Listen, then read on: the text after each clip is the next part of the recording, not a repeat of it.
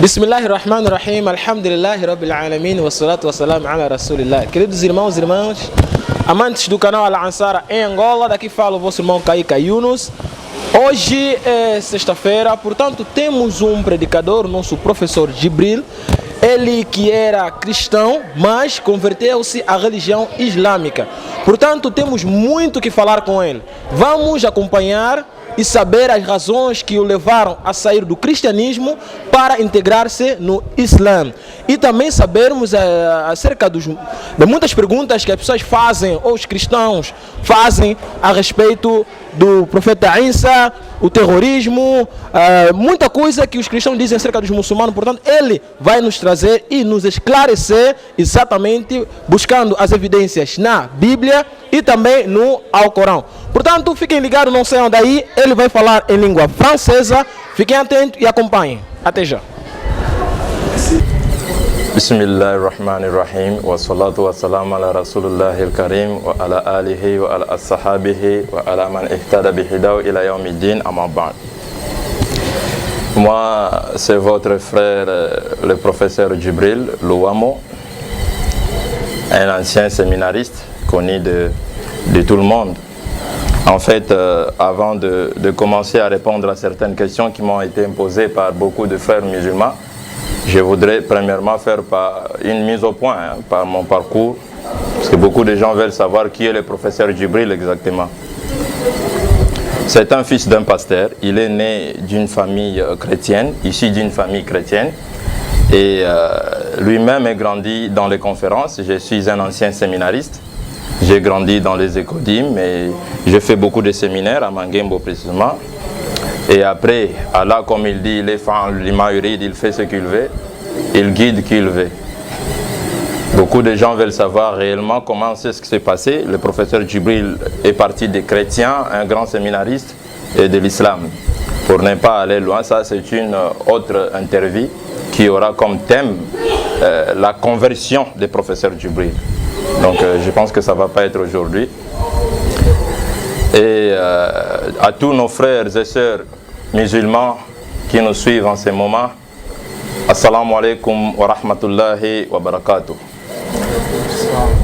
Et à tous nos frères et sœurs chrétiens en Adam qui nous suivent, shalom lachem. C'est les deux formules de salutation qui a été enseigné par tous les prophètes de Dieu, depuis Noé et jusqu'au prophète Mohammed sallallahu alayhi wa sallam. Parce que c'est les deux formules de salutation que Dieu a révélées à tous ses prophètes. Et ces deux formules de salutation qui ne veut que dire que la paix de Dieu soit avec vous. Et nous les musulmans aujourd'hui, parce que nous sommes les héritiers de cette chaîne prophétique, de tous ces prophètes de Dieu. Avant de commencer à répondre à certaines questions, à des questions qui m'ont été posées, je voudrais premièrement remercier Allah, le maître de l'univers, qui a permis que nous soyons en vie aujourd'hui et qui s'est choisi l'immortalité. C'est-à-dire, lui, Allah, il ne meurt pas. Il ne meurt pas, pourquoi? C'est normal, parce que c'est lui qui a créé la mort. Et il a fait que la mort puisse terrasser chacun de nous, qui que tu sois. Peu importe ton influence, ta beauté, ton argent, ton pouvoir, la mort te terrasse et ça nous terrasse tous. Mais lui-même, il ne meurt pas. Parce que c'est lui qui a créé la mort. Il ne peut pas être massacré par l'œuvre de sa création, c'est-à-dire la mort. Comme il dit dans le Coran et dans la Bible également. Dans la Bible, nous trouvons cela dans Ézéchiel chapitre 28, versets 1 à 10, pour nos frères chrétiens. Il y avait un orgueilleux, un prince de Ty, qui se disait qu'il était Dieu. Il avait beaucoup d'argent, l'influence. Un jour, il dit « Je suis Dieu ». Et Dieu n'a pas aimé son orgueil. Il a envoyé le prophète Ézéchiel. Il a dit « Va dire à cet homme qui dit qu'il est Dieu, dis-lui que moi, Dieu, je vais envoyer les gens pour les tuer. En face de ce meurtrier, dira-t-il encore qu'il est Dieu? Dis-lui, il n'est pas Dieu, il est un homme, car Dieu ne meurt pas. » Comme lui-même, il confirme dans le Coran, « Mets ta confiance en Allah, le vivant, Allah dit la yamout, le Dieu qui ne meurt pas. » Donc Allah est éternel, mais nous sommes femelles et nous sommes des humains, nous passons le temps. Et alhamdulillah rabbil alamin, comme je viens de dire que l'émission sur mon interview, à ce qui concerne la conversion du professeur Jibril, ça va être une autre fois. Mais aujourd'hui, pour ne pas aller si loin ou ne pas être long, on doit faire une mise au point être un peu rapide et répondre à certaines questions qui m'ont été posées par nos frères chrétiens et nos frères musulmans aussi, qui voudraient savoir, mais le professeur Djibril, vous parlez souvent de l'islam en bien, mais il y a des questions qui nous embrient en fait. Nous devons savoir sur ce point-là. Et alhamdulillah, j'ai une petite feuille ici. Voilà, on doit commencer par la première question. Il n'y a que 6 questions, mais je dois m'efforcer à répondre par la permission de Dieu. La première personne, c'est un frère chrétien qui a posé la question. Il dit, pourquoi as-tu quitté le christianisme pour embrasser l'islam? Il dit, pourquoi as-tu quitté le christianisme pour embrasser l'islam? Et il a continué dans sa question, il dit, quelle est la différence entre le christianisme et l'islam? Donc, dans la lumière de sa question, il voulait savoir pourquoi le professeur Djibril a quitté le christianisme pour l'islam. Il a trouvé quoi du mal chez les chrétiens qui est mieux chez l'islam?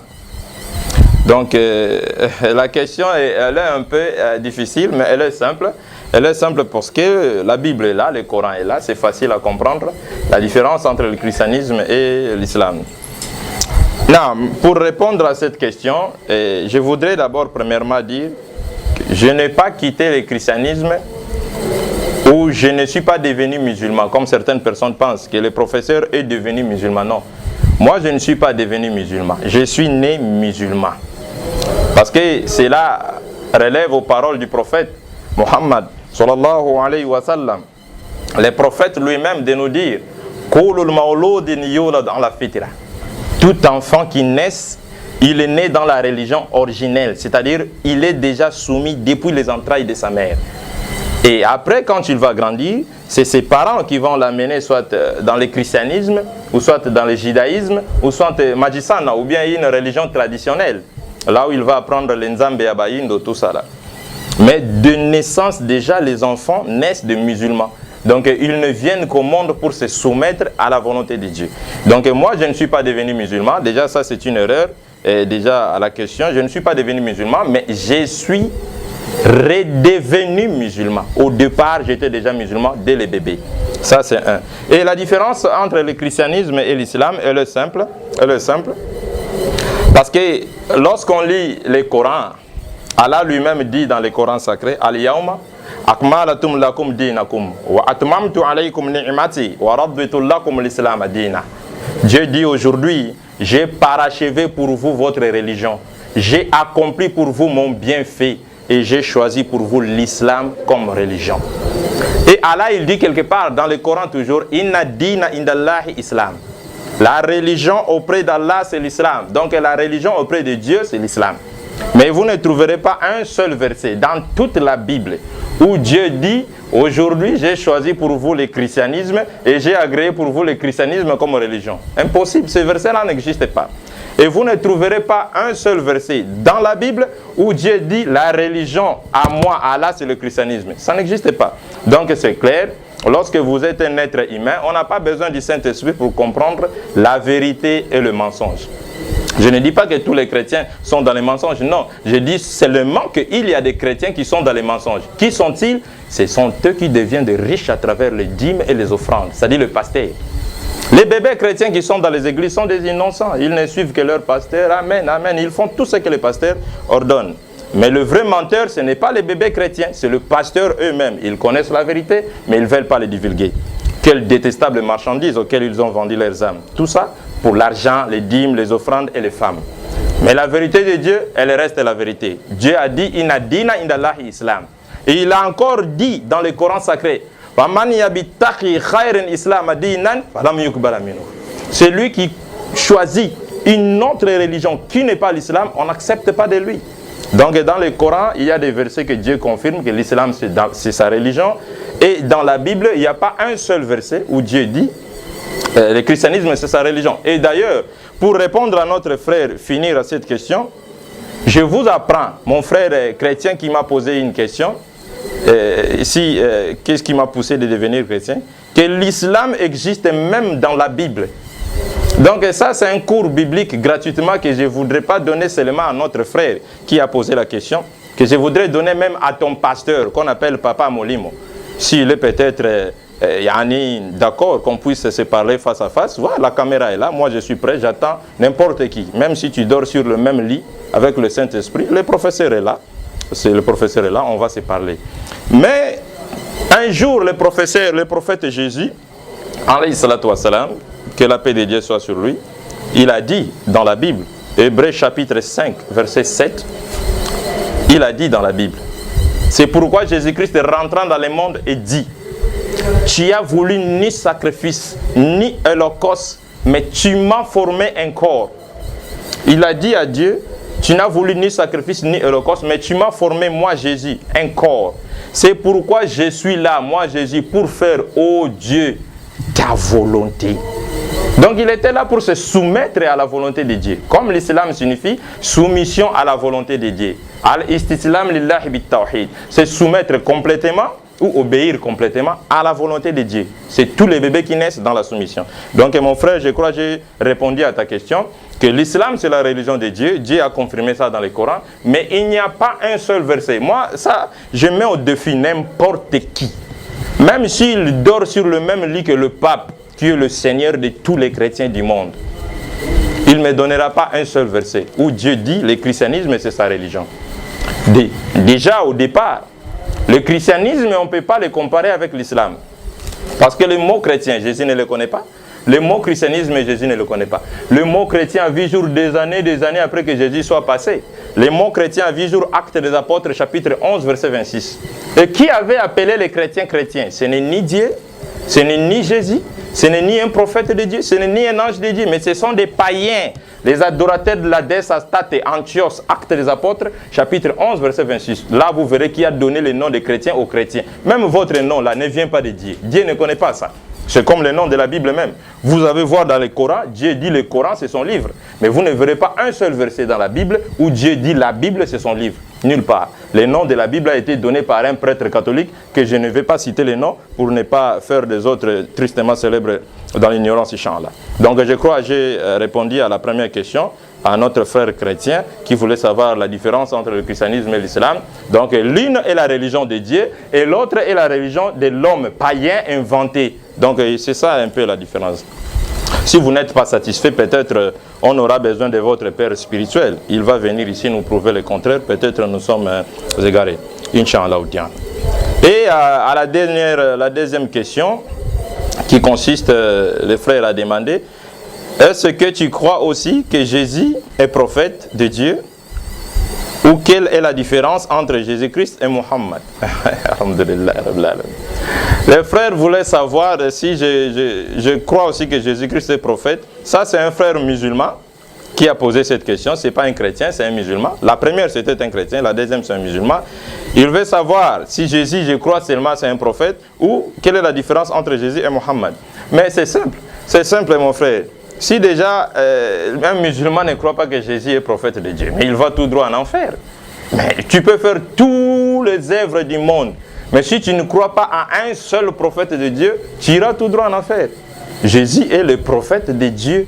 Dieu a envoyé Jésus pour les enfants d'Israël. Donc la différence entre nous croyons déjà que Jésus est le prophète de Dieu, mais la différence entre Jésus, déjà pour répondre à notre frère, je ne peux pas passer comme ça sans donner un verset. Dans le Coran, Dieu dit Innamal masihu Isa bin Maryam rasulullah wa kalimatuhu.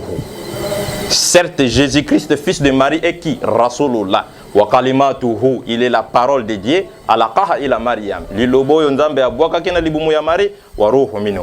Et il a l'esprit de Dieu. Donc ça déjà, il n'y a pas un débat. Nous croyons que Jésus est un prophète de Dieu parce que Dieu lui-même, il a confirmé ça dans le Coran. Wa rasulullah ila bani Israël. Il a confirmé ça dans le Coran. Donc c'est un prophète. Ça, il n'y a pas de débat, il n'y a pas un problème. Et si le problème il devrait avoir pour notre frère, il veut savoir, notre frère veut savoir la différence entre Jésus-Christ et le prophète Mohammed. La différence entre Jésus et Mohammed, les deux sont des prophètes de Dieu. Donc pour aller un peu vite, Jésus était un prophète de Dieu et Mohammed aussi était un prophète de Dieu. Mais la différence entre ces deux prophètes, l'un de ces prophètes a été envoyé qu'à son peuple et l'autre prophète a été envoyé à l'humanité tout entière. C'est ça la différence. Parce que nous savons tous, nos frères pasteurs qui nous regardent, ils ne vont pas me contredire. Qu'est-ce que Dieu dit à Abraham dans Genèse chapitre 4, verset 12? Dieu dit quoi à Abraham? En Genèse chapitre 12, plutôt. Quitte ton pays, va dans les pays où je t'indiquerai, je te bénirai, je rendrai ton nom grand, et de toi seront bénies toutes les familles de la terre. Donc, dans la lumière de cette parole, Dieu a dit à Abraham que de toi seront bénies toutes les familles de la terre. Donc, d'Abraham, il y aura un prophète, un fils d'Abraham, qui va être le prophète qui sera le sauveur de toute l'humanité. Et ce qui diverge un peu les chrétiens et les musulmans, dans la descendance d'Abraham, il y a deux enfants aujourd'hui qui ont créé des problèmes. Il y a le prophète Mohammed, sallallahu alayhi wa sallam, il y a le prophète Jésus, alayhi salatu wa sallam. Mais les chrétiens disent non, le prophète auquel que Dieu a dit à Abraham, il va sauver toute l'humanité, c'est Jésus, fils d'Isaac. Les musulmans, eux aussi, ils disent non, c'est pas Jésus, c'est Ismaël, c'est plutôt Mohammed, fils d'Ismaël. C'est ça un peu, ça crée un peu de couac, quoi. Donc chacun de nous tire les ficelles de son côté. Mais si l'on doit chercher la vérité, qui est le prophète de toute l'humanité, c'est le Coran et la Bible qui va nous éclairer. Donc pour que je ne sois pas menteur, je dois utiliser des versets bibliques. Aller un peu vite. Dans la Bible, nous trouvons dans Matthieu, même l'arrivée de Jésus, avant qu'il vienne dans le monde, Dieu déjà a indiqué le champ de sa mission. Dans Matthieu chapitre 1 au verset 18 à 23, Dieu dit quoi à Marie? Tu tomberas enceinte, tu enfanteras un enfant qui sera le sauveur pour son peuple. Dieu n'a pas dit il sera le sauveur pour toute l'humanité. Non, il sera le sauveur pour son peuple. Dans la Bible, ce n'est pas même dans le Coran, c'est dans la Bible.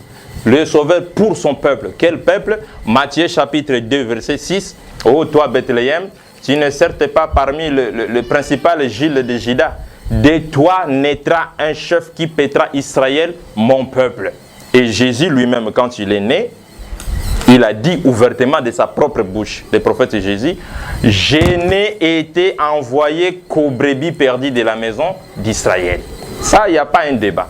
Il n'y a pas un débat. C'est confirmé dans le Coran comme dans la Bible. Comme dans le Coran, Allah parle de Jésus, il dit « Wa Rasulullah, il a banni Israël. » C'est un prophète de Dieu pour les enfants d'Israël. Ça, ce n'est pas un débat. C'est un prophète de Dieu. Nous croyons en lui. Et nous avons des musulmans qui portent son nom, Issa.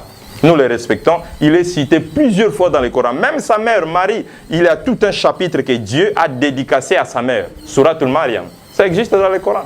Donc Jésus est un véritable prophète de Dieu. Nous croyons en lui. Et si on est musulman, vous refusez de croire en Jésus, tu meurs, tu vas en enfer. Parce que là, vous avez déplacé une ligne de piliers de la foi islamique, de croire au prophète. Donc c'est un peu ça. Ça c'est un prophète de Dieu, il n'y a pas de problème. Et sur le cas de Mohammed, c'est un prophète de Dieu aussi. Mais nous allons chercher à savoir, le prophète Mohammed est prophète de Dieu aux Arabes ou bien où? Donc là on va savoir sur la postérité d'Ismaël. Dieu dit de son prophète Mohammed, parce que Jésus déjà, c'est dans la Bible. Il y a un pasteur qu'on voulait faire un débat qui a fui. Philippe Fouamba, je ne sais pas s'il va regarder l'émission. C'est le pasteur le plus riche de ce pays, Luanda.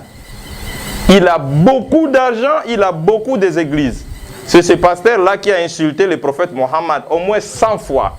Il a dit ce qu'il a voulu, jusqu'au point où les imams se sont dit, non, bon, toi tu parles trop, on va appeler le professeur Djibril, vous allez essayer de vous parler. J'ai dit au pasteur, je vais vous prouver dans la Bible que Mohammed est annoncé dans la Bible et l'Arabie Saoudite, le pays de Mohammed, est annoncé dans la Bible. Où Dieu dit lui-même, vous allez vous convertir. Prier à la direction de la Mecque. C'est dans la Bible. Et le pasteur a cru, il a vu des versets. Bon, il a préféré de fuir. Parce qu'il ne veut pas perdre sa boutique. Les dîmes, les offrandes, les femmes, vous le savez. Mais le prophète Mohammed, lui, il est le prophète que Dieu a envoyé pour tous les êtres humains. Dieu le confirme dans le Coran. Surat 21 du Coran, chapitre 107 à 108. Dieu dit quoi? Wa ma arsalanaka illa rahmatan lil alamin. Ô Mohammed, nous t'avons envoyé comme une miséricorde pour tout l'univers. Il n'a pas dit le monde. Alamin, tout l'univers. C'est pourquoi vous lisez dans la sourate Al-Fatiha, nous disons quoi? Alhamdulillahi Rabbil Alamin. Plusieurs mondes, les seigneurs des mondes, donc plusieurs mondes.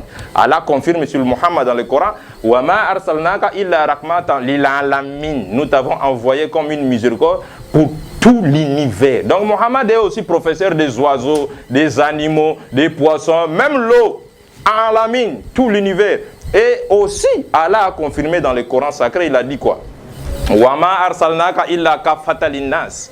Nous t'avons envoyé pour tous les êtres humains, dans la totalité des êtres humains, Bashiran wa Naziran, comme avertisseur d'un châtiment de l'enfer et annonciateur d'une bonne nouvelle, le paradis. Et Allah finit dans le même verset. Allah dit quoi? Walakinna arsalan nasi la ya'lamun.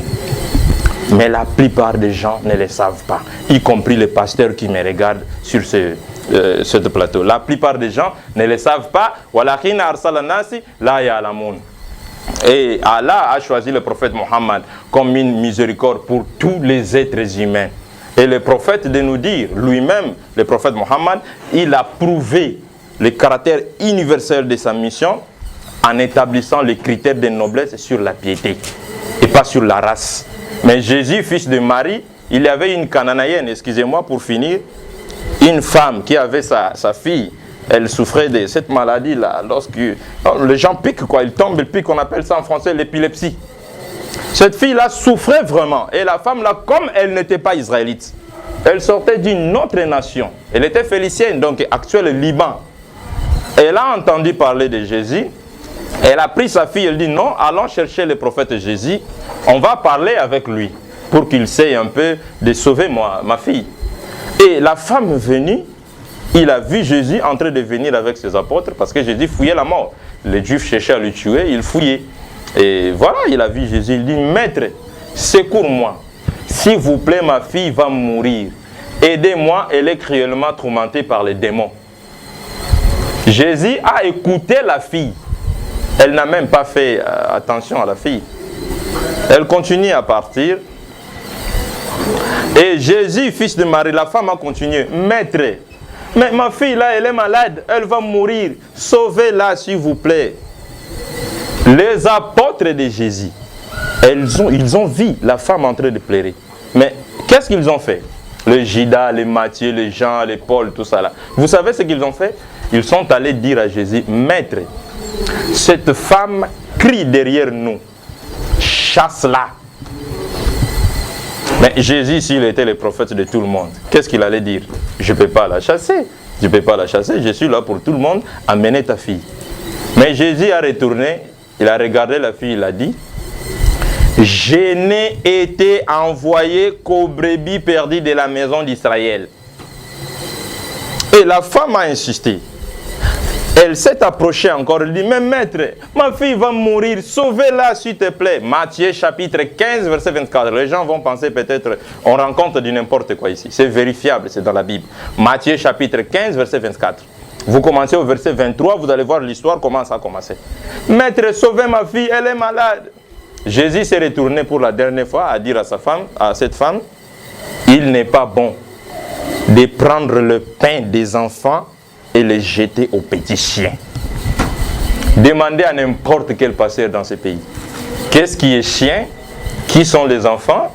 Et quels sont les pains, c'est quoi? Les enfants, c'est qui? Et les chiens, c'est qui? Les chiens, le pain, c'est la parole salvatrice que Dieu a donnée à Jésus et le miracle qui accompagne cette parole. Les enfants, ce sont les enfants d'Israël. Les petits chiens, c'est nous autres, les non-juifs. Les petits chiens. C'est pourquoi vous voyez, même Alain Moloto, qui a chanté une de mes chansons, il est allé dans le pays de Jésus, essayer de toucher le mur de lamentation, on lui a chassé. Vous savez comment on a dit à cet homme? Ben Stada, tu es un fils de chien. Pourquoi? Parce que Jésus les avait enseigné cela. Tout ce qui n'est pas juif, c'est un chien. C'est dans la Bible. On va dire qu'il est méchant? Non, il n'est pas méchant. Warasun Lai, il a banni Israël. Dieu l'a envoyé pour les enfants d'Israël. Mais le prophète Mohammed a placé tous les êtres humains au même pied d'égalité. Tous les êtres humains. Il a dit lui-même de sa propre bouche, Ya ayu an-nasu, inna rabbakum wahid, wa ila abakum wahid Adam, la fatal arabi wa la al-ajami, wa la al-ajami al-arabi, wa al-aswad al-armar, al-armarata al-haswad ila bitaqwa, wa khayrukum indallahi atqaw. Il a dit, oh vous les êtres humains, votre Seigneur est un Allah, vos parents de qui vous descendez tous mathématiquement, Adam et Ève, l'arabe n'est pas supérieur à un non-arabe. Lui-même, Mohammed, en étant un arabe, mais il a dit l'arabe n'est pas supérieur à un non-arabe. Ni un blanc supérieur à un noir, ni un noir supérieur à un blanc qui parle la piété. Le meilleur d'entre vous est celui qui craint Dieu le plus. C'est pourquoi vous voyez, les blancs n'aiment pas l'islam. Les occidentaux, ils n'aiment pas l'islam. Parce qu'un musulman noir, il a le pouvoir, s'il a étudié, de diriger des musulmans blancs. Ils n'aiment pas l'islam pour ça. Parce que nous tous, nous sommes égaux. Mais dans le christianisme, Jésus a élevé le blanc. Et les noirs sont en bas ou les autres peuples sont en bas. Donc c'est ça la différence pour la question de notre frère musulman. Les deux sont des prophètes, mais l'un a été envoyé qu'à son peuple et l'autre a été envoyé pour toute l'humanité. Et la troisième question, pour aller un peu vite, il a posé la question, étant musulman, doit-on croire aussi à la Bible? Quelle est la parole de Dieu? Quelle est la différence entre le Coran et la Bible? Ça, c'est la question encore d'un autre frère musulman. Il a dit, toi, en tant que musulman, les professeurs Djibril, nous devons croire aussi à la Bible comme la parole de Dieu, parce que Dieu dit dans le Coran, nous devons aussi croire dans le livre révélé. Est-ce que nous devons aussi croire à la Bible comme la parole de Dieu? Quelle est la différence entre la Bible et le Coran? Naam, alhamdulillah rabbil alamin. Nous allons répondre à notre frère sur ces questions. La différence, si nous devons croire à la Bible comme la parole de Dieu, nous disons, nous les musulmans, que la Bible n'est pas la parole de Dieu. La Bible n'est pas la parole de Dieu. Mais elle contient quelques paroles de Dieu. Donc dans la Bible, elle contient quelques paroles de Dieu. Donc il y a certains versets dans la Bible qui est aussi la parole de Dieu. Mais toute la Bible n'est pas la parole de Dieu dans son entièreté. Mais à l'intérieur de la Bible, il y a quelques paroles de Dieu. Nous ne pouvons pas croire à la Bible comme la parole de Dieu, mais il y a quelques paroles de Dieu dans la Bible. Cela suffit pour dire que, même si nous disons que la Bible n'est pas la parole de Dieu, nous, les musulmans, on ne peut pas dire que la Bible, c'est la parole du diable. Non. C'est la parole de Dieu et la parole des hommes. Donc, la Bible, c'est quoi? Le livre de la Bible, c'est une bibliothèque qui a été écrite par plus de 40 auteurs. Et parmi ces auteurs, d'autres furent inspirés et d'autres ne le firent pas. Il y a plus ou moins 3 ou 4 sortes de Bibles qui existent. Nous avons la Bible juive, la Bible samaritaine, la Bible orthodoxe, la Bible catholique. Nous avons plus de 4 Bibles qui existent. Donc, quelle est la Bible qui vient de Dieu? Tout un conteneur de Bible. Donc, ce n'est pas la parole de Dieu dans son entièreté, mais il y a quelques paroles de Dieu dans la Bible. Il y a aussi les paroles des hommes. C'est une bibliothèque. Parce que vous allez voir des versets. Moi, je voudrais quelqu'un vraiment comme un pasteur sur un débat face à face en ce qui concerne la Bible. Est-elle la parole de Dieu? Nous sommes des Noirs. Mes frères, excusez-moi de vous dire sincèrement, je vais vous donner des versets dans la Bible. Étant des Noirs, vous allez pleurer à la maison. Wallahi, summa wallahi. La Bible dit quoi sur la race noire? Vous allez pleurer à la maison. Ça, ce sont des secrets que moi-même je garde. Je dévoile ça quand c'est chaud et là, en face des grands pasteurs qui vont venir, Inch'Allah, s'ils vont accepter. Mais le Coran sacré, c'est la parole pure d'Allah. Ce livre que vous voyez, c'est la parole pure. Essayez un peu de filmer. Voilà, ça, c'est la parole pure d'Allah. Lui-même dit dans le Coran, Allah subhanahu wa ta'ala, c'est moi qui a révélé le Coran. Et c'est moi qui est le gardien. Donc Allah lui-même a révélé le Coran et il est le gardien de ce Coran.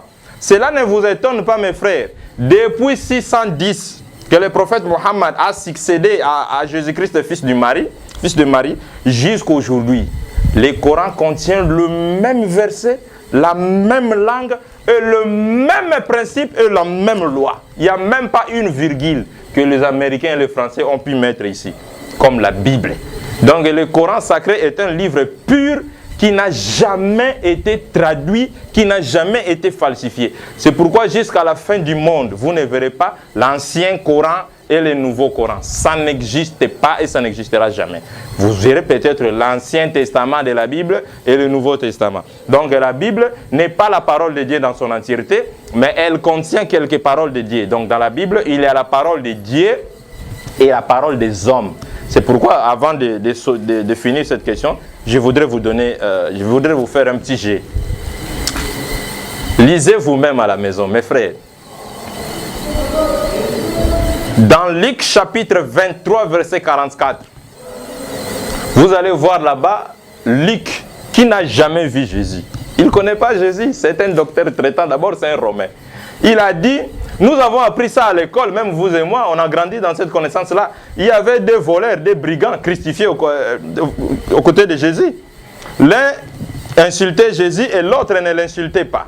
L'un disait quoi? Si tu es fils de Dieu, Mibikisa, tout ça là, et sauve-nous aussi. Si tu es fils de Dieu, sauve-toi et sauve-nous aussi. Et l'autre a dit, mais toi là, qu'est-ce que tu fais? Tu insultes Jésus, il est le Seigneur. Si vraiment tu crains Dieu, il ne faut pas insulter Jésus. Et qu'est-ce que Jésus a dit à ces brigands qui parlaient de lui en bien? Il a dit, toi et moi aujourd'hui, nous serons où? Au paradis. C'est ce que Jésus a dit. À la maison, là, les gens croient que c'est la vérité, ce verset. Tout le monde parle de ça aujourd'hui. Nous allons maintenant faire un petit jet pour voir ce que Luc a dit. Il a menti ou il a dit la vérité? Matthieu chapitre 24, verset 44. Lisez là-bas, vous allez voir, Matthieu a dit, Luc a menti. Donc, le deux brigands crucifiés avec Jésus l'a insulté de la même manière. Mais Luc a dit, l'un insulté, l'autre n'insultait pas. Matthieu a dit, non, Luc, tu as menti. Tous les deux l'insultaient. Et nous allons dans Marc chapitre 14, verset 32. Vous allez voir là-bas, on dit quoi? Marc dit, le brigand crucifié avec lui l'insultait aussi. Mais qui a raison, qui a tort? Matthieu dit, non, il n'a pas été crucifié. L'autre dit, tout ça vient pourquoi? Parce que la Bible n'a pas été protégée par Dieu lui-même. Ce n'est pas comme le Coran. Ça a été protégé par Dieu lui-même. Et dans ce livre, il n'y a pas ancien Coran et nouveau Coran. C'est un livre pur et la parole pure d'Allah. Ça n'existe pas des choses déjà. Même en français, vous allez voir le Coran, comme ça est là, ça est en arabe. Mais même si la traduction française peut être là, mais à côté, il y a toujours l'arabe. Pour ne pas mentir les gens. Ça pour répondre à notre frère qui a demandé si la Bible est la parole de Dieu aussi. Donc il faut déjà enlever ces idées-là. Vous ne devez pas vous focaliser dans la Bible. Parce que vous ne connaissez pas la parole de Dieu et la parole des hommes. Il y a des voleurs dans la Bible qui disent, je suis voleur, j'ai volé plus de 5000 bêtes. Je suis le plus grand voleur que tous. Mais où est la parole de Dieu? Il y a un sapeur dans la Bible qui dit, je suis sapeur, j'ai beaucoup de mazantomes et tout ça là. Il y en a dedans. Mais vous ne trouverez pas tout ça ici. C'est pur. Voilà, c'est la parole de Dieu et le Coran est la parole de Dieu. La Bible est une mixte. Donc la parole de Dieu et des hommes. Tout un désordre. Ça, je crois avoir répondu à notre frère. Et la quatrième question, et si les musulmans sont soumis à Allah, pourquoi vous êtes des polygames? Aussi longtemps que Genèse chapitre 2 verset 24 interdit la polygamie. Ça, la question, c'est une femme qui a posé cette question. Vous savez, la polygamie fait mal aux femmes. Fait mal aux femmes. Donc ça, c'est à l'avant-dernière question. Nous voudrons répondre si simplement pourquoi les musulmans sont polygames. Aussi longtemps, Dieu dit dans Genèse 24, Genèse 2 chapitre 24, il est strictement interdit à l'homme d'être polygame. Non, je voudrais répondre à notre frère, notre sœur qui a posé la question. Non, dans Genèse 2, verset 24, Dieu n'a pas interdit la polygamie. Il a dit plutôt, l'homme, il n'est pas bon que l'homme soit seul. L'homme quittera son père et sa mère, s'attachera avec sa femme, et les deux deviendront une seule chair. Il n'y a pas l'interdiction ici. Dieu n'a nulle part dit, il est strictement interdit à l'homme d'être polygame. Non. L'homme quittera son père et sa mère, s'attachera avec sa femme.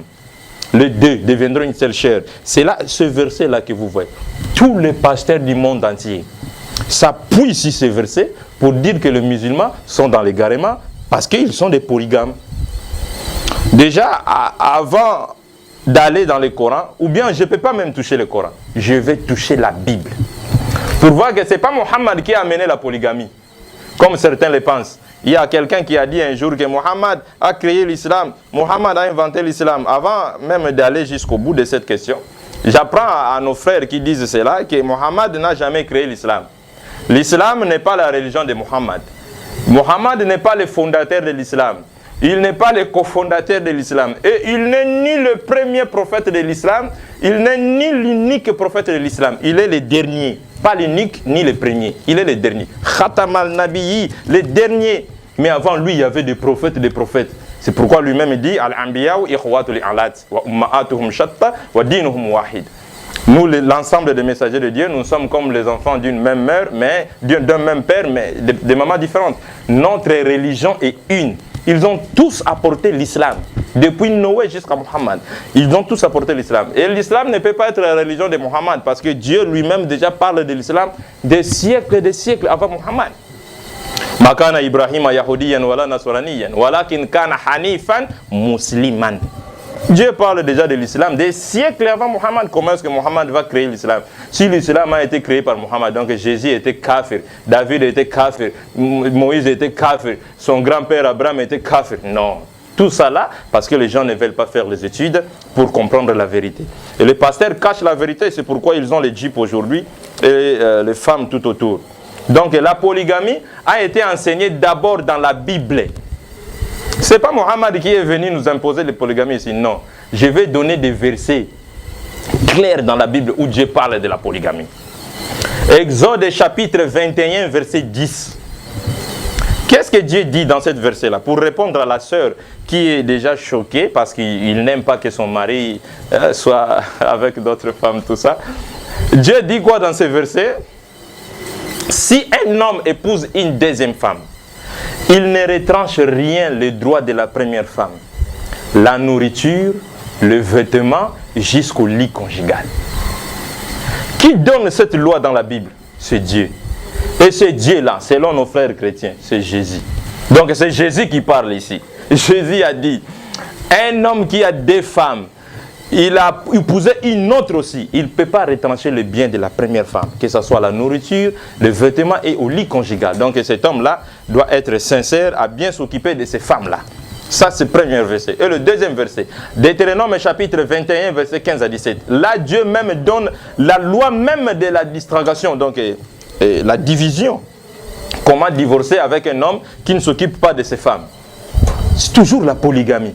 Et pour mettre clore ce verset, dans Ésaïe chapitre 44, si je m'abuse, verset 1, Dieu dit quoi? Il arrivera un moment où cette femme s'attacheront à un seul homme.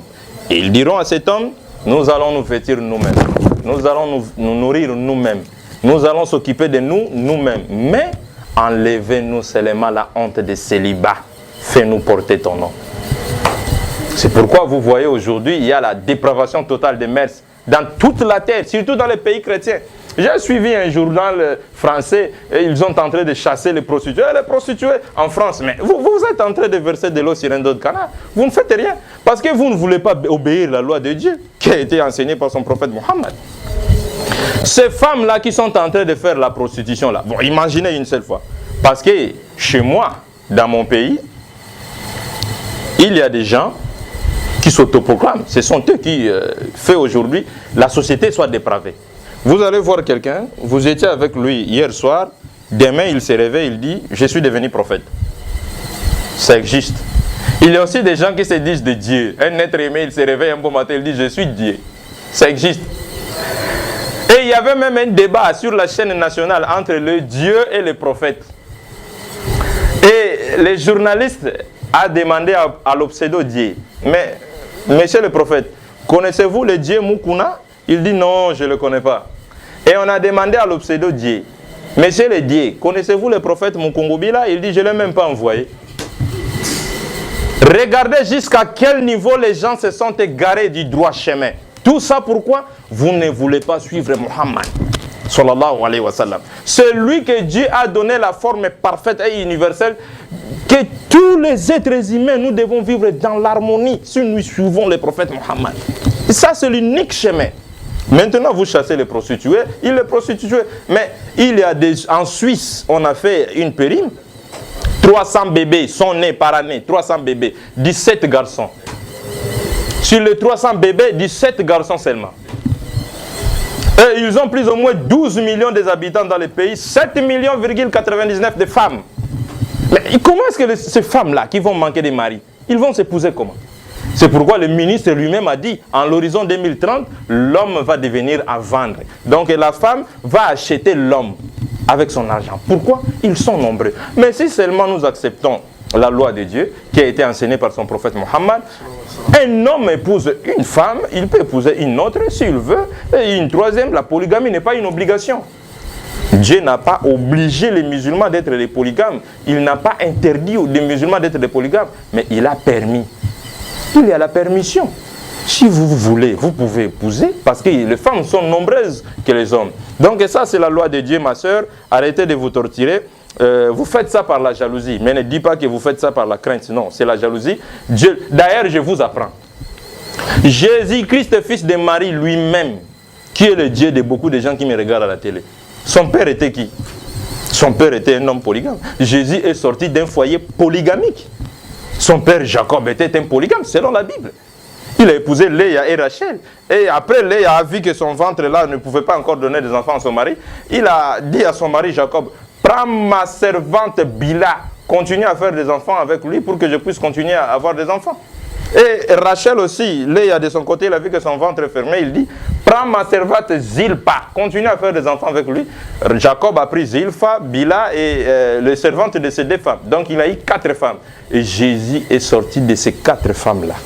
Si vous ne connaissez pas l'histoire, selon la Bible, Jésus est sorti d'une femme que Jacob n'aimait pas, Léa et non Rachel. C'est pourquoi Dieu dit dans la Bible, quand Dieu vit que Jacob n'aimait pas Léa, il a rendu Léa féconde et Rachel stérile pour qu'il soit aimé de Jacob.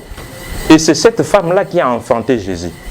Est-ce que Jésus est un diable? Non, il est même votre Dieu. Mais il est sorti d'un foyer polygamique. Et arabe, et plutôt Yani, Ibrahim, qui est Khalilullah, l'ami de Dieu, il avait 2 femmes. Et Jacob, qui est aussi quelqu'un que Dieu a aimé, il avait 4 femmes.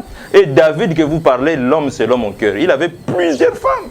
Donc voilà, la polygamie est enseignée dans la Bible. Et il n'y a pas un seul verset. Moi, le professeur Djibril, je mets au défi n'importe qui que tu sois. Comme j'ai toujours l'habitude, bon, les gens vont avoir peur, hein, parce que le numéro 1 de tous les pasteurs de ce pays a fui. Philippe Fouamba, il est le numéro 1 de tous les pasteurs de ce pays. Il va suivre l'interview. On a cherché un débat avec lui. Il a fui. Il a même essayé de m'acheter avec l'argent. Il a dit non, je vais vous donner. Bon, c'est un secret, mais ce n'est pas un problème, je peux la dévoiler. Parce qu'il a dit de n'importe quoi sur moi. Il a dit, je vais te donner une de mes églises à Kakwaku. Par là, tu auras plus ou moins 150 000 chaque dimanche. Dieu est témoin, il sait là où il est. Il m'a donné 150 000 chaque dimanche pour que je puisse devenir le pasteur titulaire de son 2e église. Il dit, les femmes sont là, l'argent, et tu fais ce que tu veux. Dans son bureau, on a parlé face à face. Le jour où il a fui les débats.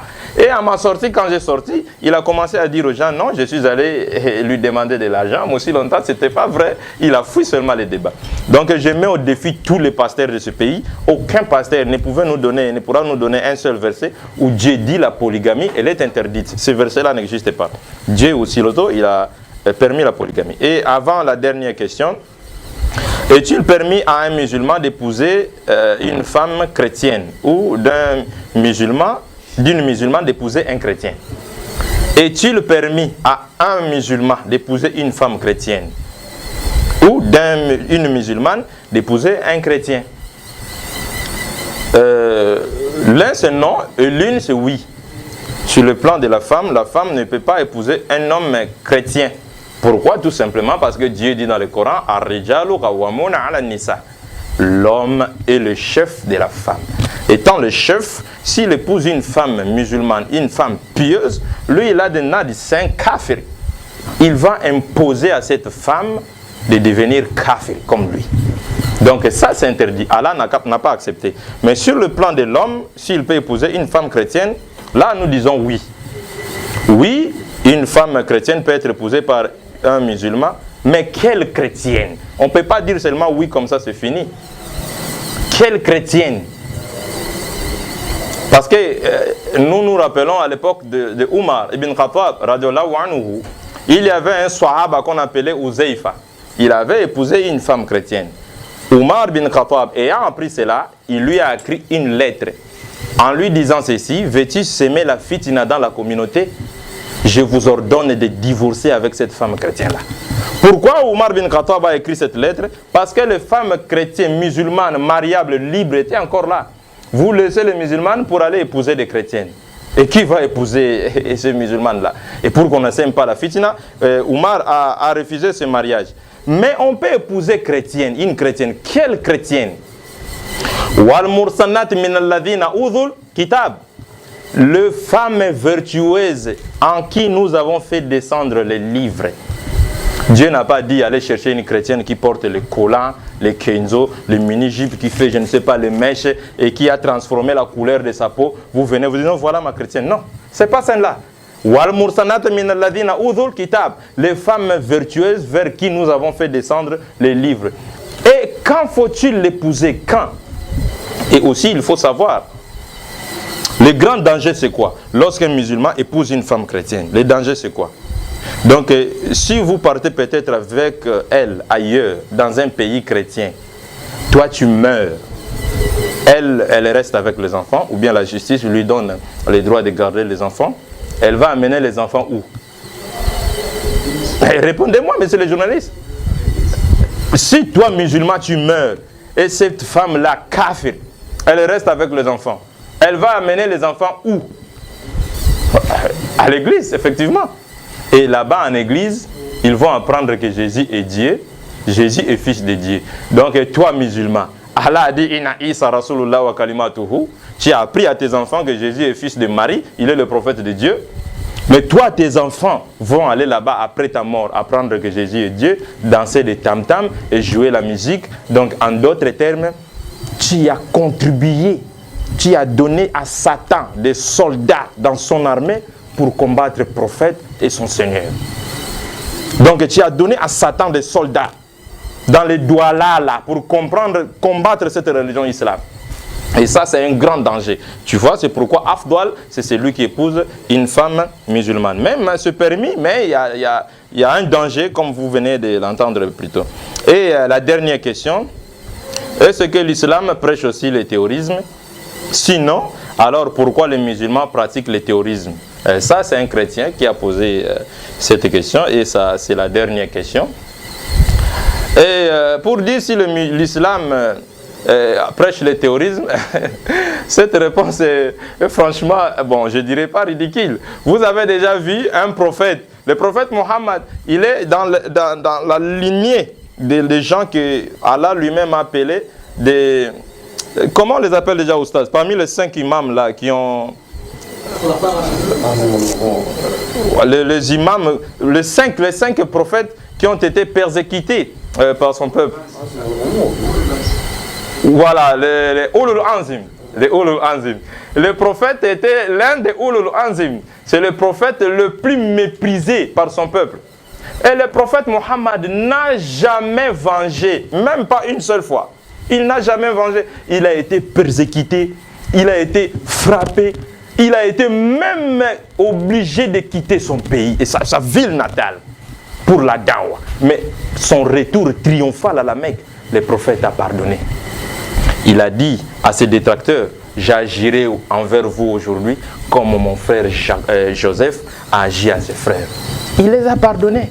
Si le prophète lui-même, Dieu a dit de lui, il appelait le prophète Mohammed Nabi Rahma, le prophète de la miséricorde. Comment voulez-vous un homme pur comme lui, le chef de fils d'Adam, Muhammadun sallallahu alayhi wa sallam, il va obliger à ses fidèles d'aller mettre des bombes, aller dans une école où il y a les enfants innocents.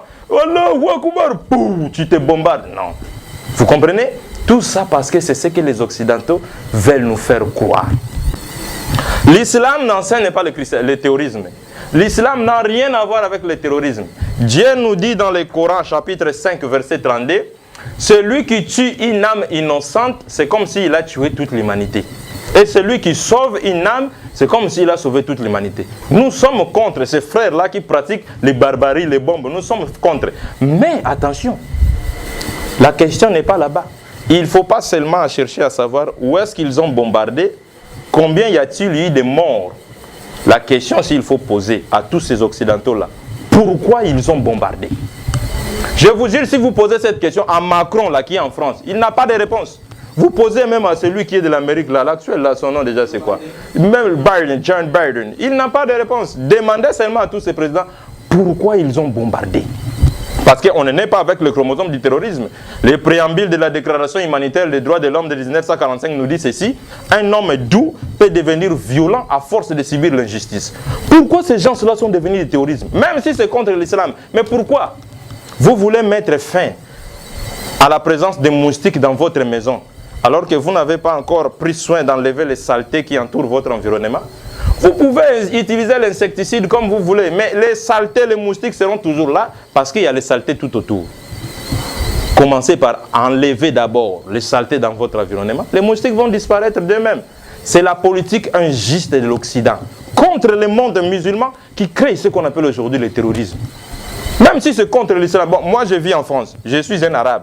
On m'apprend là-bas en Syrie, les Français ont bombardé ma maison, la maison de mes parents. Mon grand-père est mort, ma mère est morte, mes enfants sont morts, et y compris même ma femme. Qu'est-ce qui va me pousser d'agir? Vous pensez que je vais applaudir? Il sait très bien que ces pratiques-là sont interdites dans l'islam, mais il a la colère vis-à-vis du gouvernement français envers son peuple. Donc tout ça, c'est pourquoi les Américains font tout pour multiplier l'islam. Ils ne connaissent pas les droits du terrorisme. Pourquoi? Parce que ce sont eux qui créent ce genre de choses qu'on appelle le terrorisme. Donc l'islam n'a rien à voir avec le terrorisme. Et pour finir, je réponds à tous nos frères chrétiens et qui nous suivent dans cette émission. Aujourd'hui, je crois que ce n'est pas la dernière. On aura peut-être des interviews. Dieu n'a pas plusieurs religions. Il y a que les prophètes, quand on lui a posé la question sur les religions, tous les deux religions, et le prophète a répondu, si on doit parler de plusieurs religions, il n'y a que deux religions. Ilma shakiran ou ilma kafuran. La religion de Dieu et la religion du diable. La religion du diable, c'est quoi? La religion de Dieu, c'est quoi? C'est la soumission totale à la volonté de Dieu. L'obéissance simultanément à la volonté de Dieu. Et la religion du diable, c'est la religion qui appelle les gens à adorer tout un conteneur de Dieu. Il y a le Dieu lui-même, sa mère, son petit-fils, son Saint-Esprit, son fils, tout un conteneur de Dieu. Mais chez nous, de l'autre côté, nous prions un Dieu unique, qui est un Dieu qu'Abraham a adoré, qui est un Dieu que Moïse a adoré, qui est un Dieu que Ismaël et tous les prophètes ont adoré. Et c'est ce Dieu-là que Dieu lui-même, Allah subhanahu wa ta'ala, a révélé à son prophète Mohammed pour dire aux gens, quand les détracteurs sont venus demander à son prophète comment est-ce que la nature de Dieu que nous allons adorer, ça c'est une autre thématique, peut-être on va parler de ça, de l'identité pure de Dieu, comment les prophètes ont défini son Seigneur. Nous allons lire la sourate Ikhlas, qui est appelée aussi la sourate al-Ma'arifa, donc la sourate piété ou bien la connaissance de Dieu, Ma'arifatullah.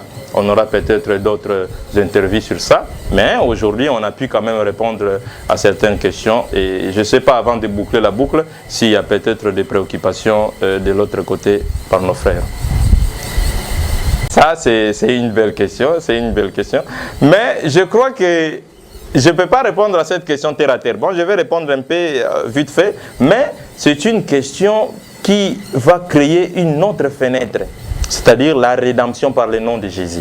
Nous étions dernièrement avec notre imam Issa Mboyo dans une chaîne de télévision, Kabod TV. Nous avons fait appel aux pasteurs qu'ils viennent nous démontrer dans la Bible qu'ils disent que les musulmans sont des égarés. Nous sommes des égarés. Pourquoi? Nous ne croyons pas à la mort de Jésus. Nous ne sommes pas sauvés. Donc l'unique moyen pour Dieu de sauver les humains, c'est d'envoyer son Fils, pour ceux qui croient que Jésus est le Fils de Dieu, que son Fils-là va mourir après sa résurrection. Nous sommes sauvés par son sang. C'est ce que nous entendons tous les jours. Mais voilà. Mais il y a d'autres qui croient que Jésus est Dieu. Donc Dieu lui-même a vu ces humains sont en train de s'entretuer. Il est incapable de nous sauver. Il est venu lui-même comme un être humain se faire tabasser par ses créatures et se faire tuer. Subhanallah. Ça c'est la foi des autres qui croient que Jésus est Dieu. Mais pour répondre à ta question, mais oui, il y a des versets. Il y a des versets. Moi, je dis, pour comprendre la différence entre la vérité et le mensonge, c'est le Coran qui est la lumière unique de comprendre la vérité. Si vous lisez quelque chose, comme je viens de dire tantôt, que la Bible n'est pas la parole de Dieu, mais elle contient quelques paroles de Dieu. Vous comprenez? Toute la Bible n'est pas la parole de Dieu. Parce que Dieu dit dans le Coran sur la mort, comme vous dites, Wama kataluhu, wama swalabuhu. Dieu a dit ça dans le Coran. On ne l'a pas tué, on ne l'a pas mis à la croix. Dieu dit ça dans le Coran. Bal rafa Allahu ilayhi wa kana Allahu aziz al-hakim. Allah l'a levé vers lui. Lui, Allah, il est sage et puissant.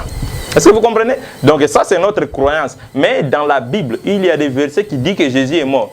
Vous savez, donc, parce que le minute qui nous est resté est éphémère, c'est lui qui a fabriqué le christianisme, c'est l'apôtre Paul. les propriétaires de cette religion, les patrons du christianisme, c'est l'apôtre Paul. C'est lui qui a tué Jésus pour nos péchés, c'est lui qui a fait ressusciter Jésus 3 jours après, c'est lui qui a fabriqué cet enseignement de la rédemption. Nous pouvons peut-être avoir des dialogues face à face. Depuis 2 ans aujourd'hui, je demande de face à face avec des pasteurs, ils ne viennent pas. Depuis 2 ans, je demande de face à face. On peut se parler au marché, dans la rue, ça va. Mais moi, je ne vais pas au marché, dans la rue. Je vais comme ça. Il y a un caméraman, bon, les micros sont là, un journaliste, on s'affronte, on va voir la vérité. Parce que la Bible même n'interdit pas les débats. Jésus lui-même a commencé le débat à l'âge de 12 ans. À 12 ans, il rentre dans la synagogue de Nazareth, il dit au serviteur, au Nganganzambe qui était là, vous êtes en train de mentir, Moïse n'a pas enseigné cela. Vous allez dans Marc chapitre 12, verset 28, on dit quoi là-bas? Jésus a passé tout son temps avec des débats. Lorsque les disciples lui entendirent en train de discuter. Discuter sur quoi? Sur la parole de Dieu. Et il a dit dans Luc chapitre 21, verset 15, je vous enseignerai une parole et une sagesse. Aucun de vos adversaires ne pourra vous contredire. Donc sur le plan argumentaire, ceux qui ont grandi dans l'école de Jésus doivent demeurer invaincus. Est-ce que vous comprenez? Donc quand vous appelez un pasteur, venez, prouvez-nous que le christianisme est la religion de Dieu, il est en train de fuir. Donc il défend seulement les dîmes, les offrandes et surtout les femmes. Vous savez, les femmes sont rien devant les pasteurs. Ils peuvent bouffer n'importe quelle fille. Il suffit seulement de lui dire, Dieu m'a révélé, viens dans ma chambre. Elle va venir, c'est facile. Donc ils refusent la vérité pour garder leurs intérêts. Mais pour la question que vous avez posée, dans la Bible, il y a des versets qui parlent de la mort de Jésus, de la crucifixion de Jésus. Il a été tué pour nos péchés, il a été crucifié pour nos péchés, et il est mort, il est ressuscité 3 jours après pour nos péchés. C'est enseigné dans la Bible. Mais qui a enseigné ces choses-là? C'est Matthieu? Non. C'est Jean? Non. C'est Luc? Non. Parce que c'est l'apôtre Paul qui l'a enseigné. Ce n'est ni un apôtre de Jésus. Jésus lui-même n'a dit nulle part dans toute la Bible que je suis venu ici pour vous sauver à travers ma mort. Il n'a jamais dit ça. C'est lui qui a fabriqué ces enseignements, c'est l'apôtre Paul. Ça, c'est la réponse à votre question. S'il y aura peut-être des gens qui vont accepter des dialogues sur ces versets-là, en ce qui concerne la mort et la résurrection de Jésus, le professeur est là et on va essayer de parler. Mais dans le Coran, Dieu nous dit Dieu l'a enlevé vers lui. Il n'a pas été mort, donc il n'a pas été tué ni crucifié. Nous ne croyons pas à cela. Voilà. Question aussi sur